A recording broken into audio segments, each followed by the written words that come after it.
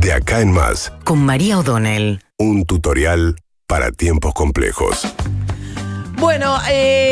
mientras se acerca la fecha electoral, el 22 de octubre, la verdad es que la situación financiera atraviesa una enorme inestabilidad de consecuencias difíciles de prever. Ayer siguió trepando el contado con liqui, que es el dólar que usan las empresas para dolarizarse, justamente, el tipo de operatoria a través de compra-venta de títulos, que pasó los 900 pesos. El dólar blue cerca de los 850 pesos ayer. El gobierno sigue gastando esfuerzos en mantener el dólar MEP, que es el que pueden comprar los individuos, en cerca de los 750 pesos, pero desde la salida de las PASO con la devaluación del tipo de cambio oficial, Sergio Massa dijo que lo iba a mantener fijo el tipo de cambio oficial, quieto hasta por lo menos la primera vuelta electoral, pero claro, la inflación se comió la devaluación y ahora tenés de nuevo una brecha altísima, con una tasa de interés que no la habían movido, con lo cual se acercan las elecciones, las empresas se dolarizan, otros salen de los plazos fijos, de los fondos comunes de inversión, y se especula que todo eso va a parar a la demanda de dólar, con la cantidad de pesos también que los anuncios de Massa han soltado al mercado. Por un lado, todo lo que tiene que ver con el reintegro del IVA, pero sobre todo el impacto, y la pregunta es qué va a pasar ahora que se empiece a sentir más el impacto de la medida de eliminar la cuarta categoría de ganancias. Ahora va a haber una primera instancia en la que ciertos salarios van a recibir una mejora de bolsillo de aproximadamente el 10%, porque todavía no opera la quita de la cuarta categoría, eso va a ser el mes que viene recién, que va a dar una mejora de cerca del 20% de salario y bolsillo a ese sector de altos ingresos del sector asalariado registrado, sino que lo que va a impactar ahora es la devolución de lo que se retuvo por el medio aguinaldo, y ahí también había aplicado un cambio de escalas en un momento. Entonces va a haber una mejora. ¿Y qué pasa? Digamos, si alguien quiere en estas circunstancias protegerse de la situación que viene, bueno, probablemente termine ese sector yendo al dólar MEP, si es que no va a consumo. En un contexto donde la inflación del mes de septiembre, ya las consultoras privadas están señalando que creen que va a estar también en 2 dígitos, y queda todavía resto. Este domingo hay una segunda etapa del debate, pero la situación financiera a medida que se acerca el 22 de octubre, con 2 propuestas que meten mucha presión. Por un lado, la de Milei, hablando de dolarización en un contexto de enorme escasez de dólares, insiste con eso Javier Milei, y por otra parte, Patricia Bullrich, que ayer cuando hablamos con ella, habló de va cambiando y no es exactamente lo que dice Carlos Melconian, que suele decir otras cosas, sobre todo últimamente, pero ella habló de la bimonetarización. Cuando vos tenés la convivencia de 2 monedas, bueno, gana la más fuerte. Ayer lo señalaba Massa cuando habló ante las pymes, anunciando un tipo de cambio exportador para las pymes también, que se lo mejora, permitiendo que una parte lo liquiden al contado con liqui. Pero la bimonetarización es distinto del desdoblamiento cambiario, que es lo que viene proponiendo en realidad Melconian, de tener 2 tipos de cambio y no esta infinidad de tipos de cambio, bueno, y buscando una manera que converjan paulatinamente en el tiempo, de una manera que no signifique un salto inflacionario arriba de donde estamos, que ya no sabemos a dónde iríamos a parar. Pero bueno, este contexto de turbulencia, inestabilidad financiera, con las consecuencias que puede llegar a tener sobre la inflación, se suma en el caso de Massa al impacto todavía imponderable de lo que es el escándalo de Insaurralde en Loma de Zamora. Porque más allá de la figura de Insaurralde y de la velocidad de la cual se jacta Kicillof de haber actuado, bueno, toca una estructura y uno de los municipios más poblados del conurbano de la provincia de Buenos Aires, que ha sido muy relevante en la historia del dualdismo y toda la estructura del peronismo en la provincia de Buenos Aires. Insaurralde nace del corazón del municipio, del cual fue intendente en su momento Duhalde, que armó la estructura, una estructura de poder basada justamente en los intendentes del conurbano de la provincia de Buenos Aires, extremadamente ligada al juego. Para mí, mucho lo que se juega, hoy Carlos Pañi habla un poco de eso en su columna en La Nación,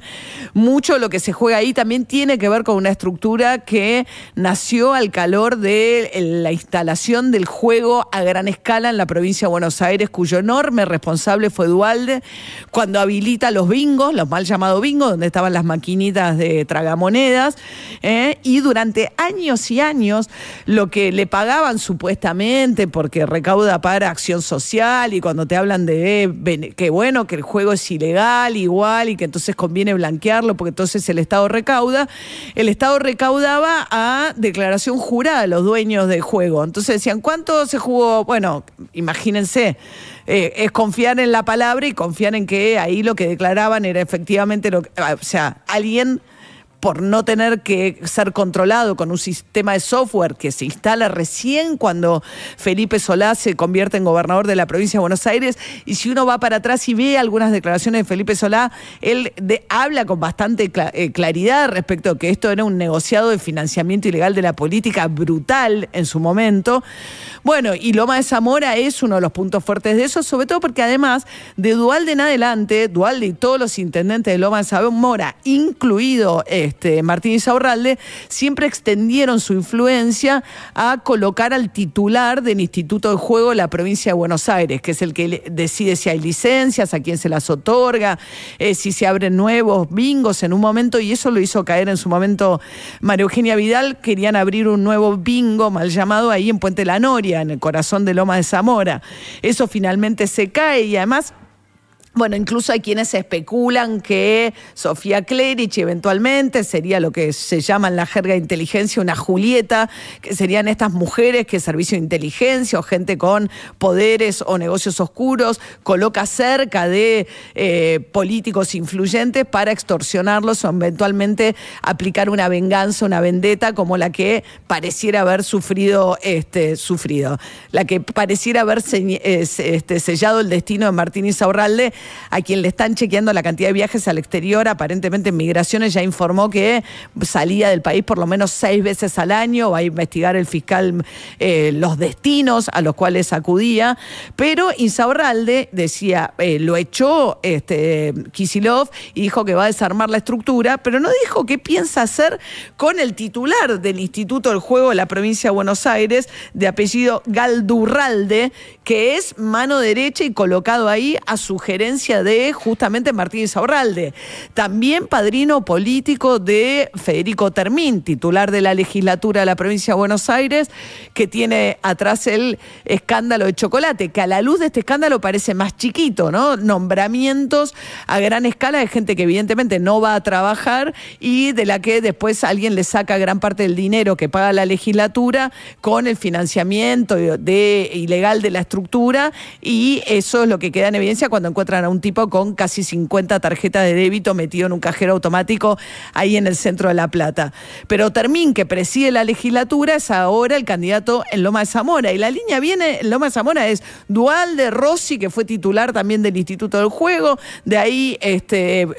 Insaurralde, su protegido político es Termín. Es una línea sucesoria en Lomas de Zamora que arranca con Duhalde y que se ve claramente la influencia y la perversión de lo que significa. Yo no sé si algún interés, porque hoy habla Carlos Pañi que pudo haber sido operativos que hicieron de cierre de lugares de apuestas clandestinas o alguna promesa incumplida de parte del titular de lotería de la provincia de Buenos Aires respecto de una entrega, una licencia. Hay intereses confluyentes también de Matone, que es el hombre fuerte del juego en Lomas, con Angelici, que es parte de la estructura del macrismo. Pero más allá de que los intereses del juego y la legislatura evidentemente cruzan la frontera de los partidos políticos también, y de alguna manera todos los abarcan, o a la gran mayoría de los partidos grandes en la provincia de Buenos Aires. La pregunta es si Kicillof va a cortar solo con Insaurralde o si va a cortar también con la influencia de Insaurralde sobre el juego y el diseño del juego en la provincia de Buenos Aires,